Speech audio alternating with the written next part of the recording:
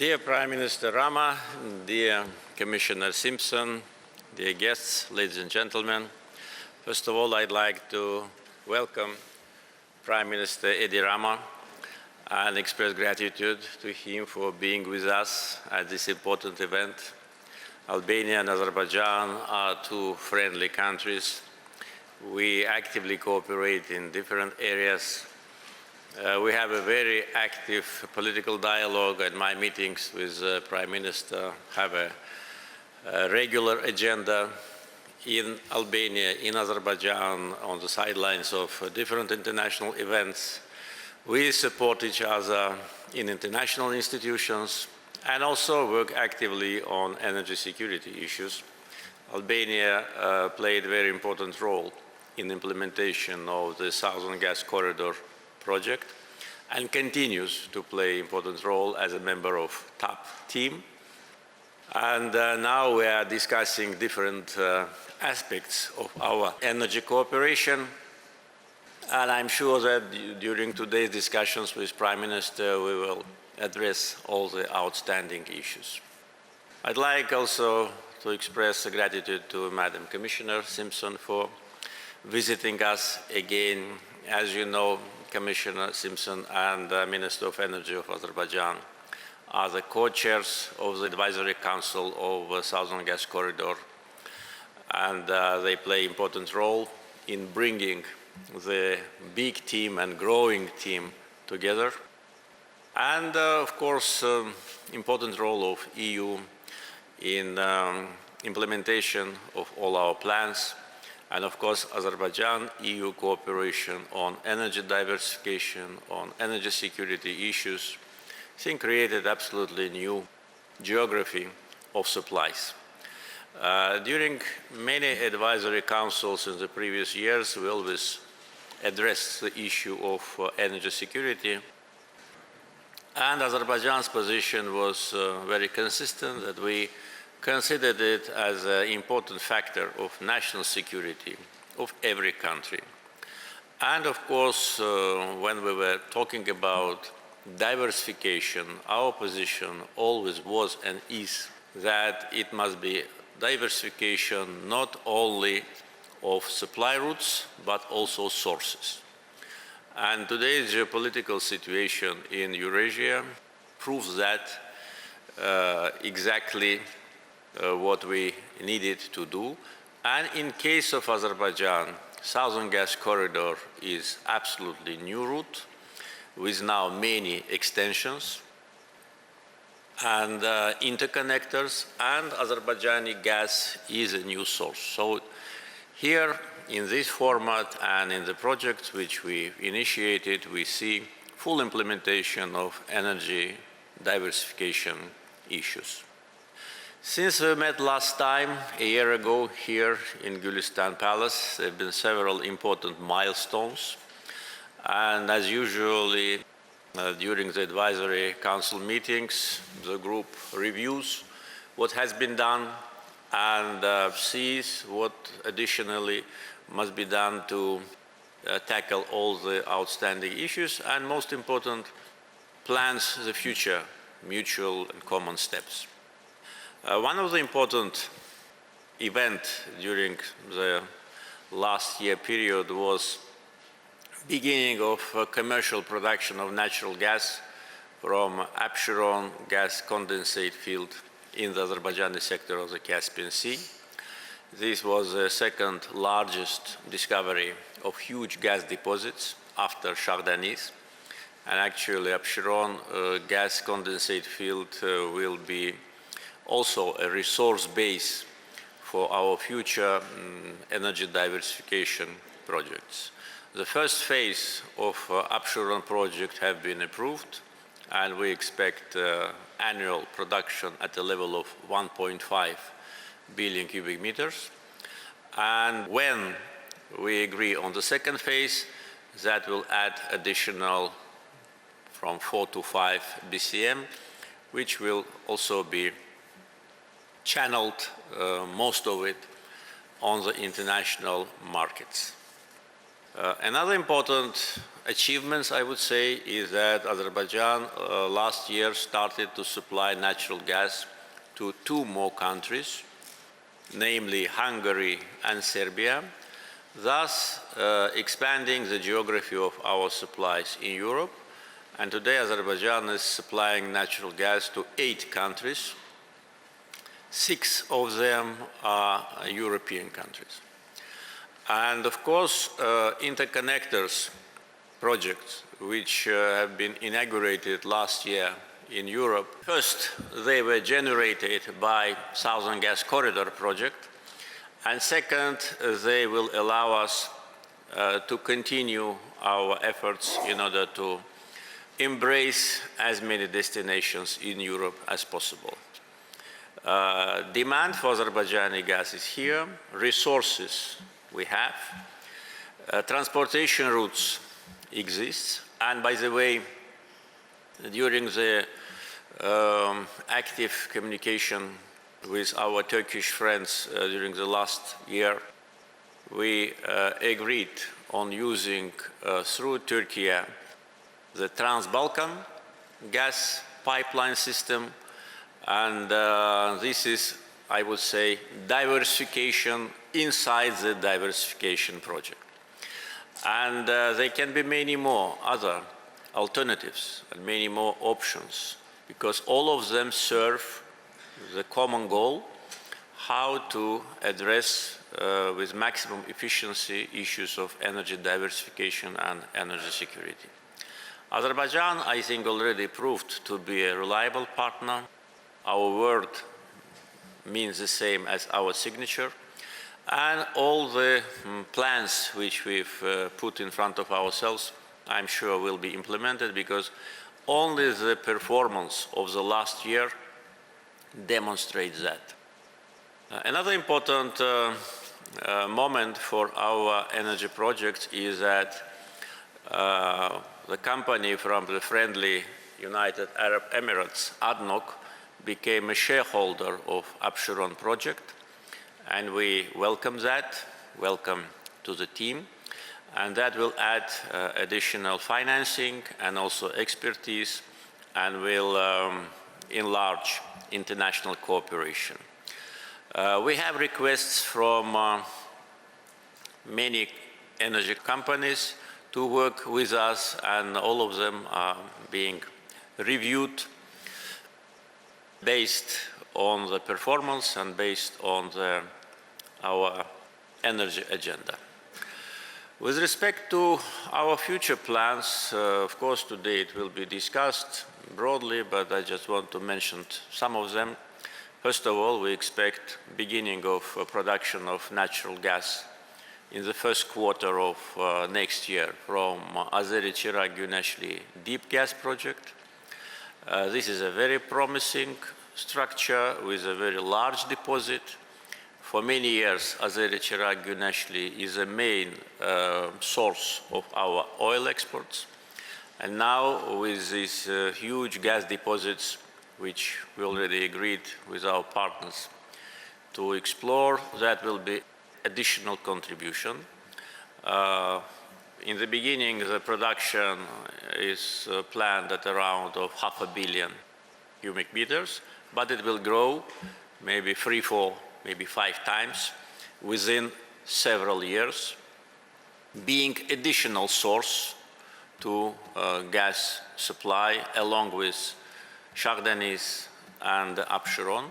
And also we have plans to develop a second phase of Ümit gas condensate field, which potentially can bring additional from 2 to 3 BCM within 3-4 years. So all these plans are absolutely realistic. They're based on a thorough analysis, data, information, and our financial resources, as well as our agreements with our investors. Some of the projects will be implemented together with investors. Some of the projects will be implemented by SOCAR itself. And so all that demonstrates that potential is here and potential is growing. So all kind of rumors which have been circulating for many years that there is no enough gas in Azerbaijan to supply the growing needs of European consumers, all of those rumors once again show that they're absolutely groundless and was a part of the campaign against Azerbaijan in order to undermine our potential and to send the wrong message to international community and consumers. Azerbaijan also is part of the green transition process. This year been announced in Azerbaijan and declared as a Green Year Solidarity. And our renewable projects also demonstrate high level of performance. Among them, again, since we met last time, I'd like to inform you that last October we inaugurated the first big solar power plant in Azerbaijan with a capacity of 230 megawatts, which was built by Masdar company, one of the leading companies in the area of renewables. And this is only the beginning. According to signed contracts and MOUs, we plan to generate up to 5,000 megawatt or 5 gigawatt of solar and wind energy until 2030. Our main investors are Masdar from UAE and Aqua Power from Saudi Arabia, and also companies from other countries also are working with us. We have huge potential of renewables, whether it's the Caspian Sea or our onshore potential. And as you know, with this Black Sea Green Cable project, we plan to become also an important exporter of green energy to Europe.